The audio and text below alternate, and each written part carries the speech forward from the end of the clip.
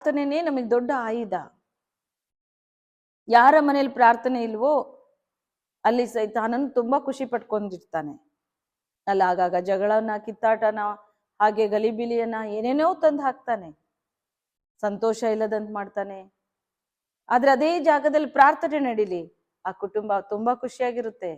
ದೇವರ ಆ ಕುಟುಂಬದಲ್ಲಿ ಐಕ್ಯತೆ, ಪ್ರೀತಿ, ಸಂತೋಷ, ಸಮಾಧಾನ, ಸಕಲ ಆಶೀರ್ವಾದವನ್ನ ತಂದು ಹಾಕ್ತಾರೆ.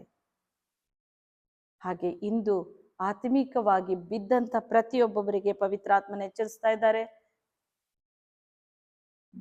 ಸತ್ತವರನ್ನ ಬಿಟ್ಟು ಹೇಳ್ರಿ, ಕ್ರಿಸ್ತನು ನಿನಗೆ ಪ್ರಕಾಶವನ್ನ ಕೊಡುವನು. ನಿದ್ರಿಸೋನೆ ಎಚ್ಚರವಾಗು. ಆತ್ಮಿಕವಾದ ಕಣ್ಗಳು ನಿನ್ನ ಮುಚ್ಚಲ್ಪಟ್ಟಿದೆಯೋ? ಏನೂ ಇಲ್ಲ, ಇವತ್ತು ನಿದ್ರಿಸ್ತಾ ಇದೆಯಾ? ದೇವರ ಆ ಸತ್ಯ ವೇದವನ್ನು ನಾವು ಧ್ಯಾನಿಸ್ತಾ ಇಲ್ಲ, ಪ್ರಾರ್ಥನೆ ಇಲ್ಲ, ಮುಂಜಾನೆ ಇಲ್ಲ, ಸಂಜೆ ಇಲ್ಲ, ಕೆಲಸ, ಹಣ, ದುಡಿಮೆ,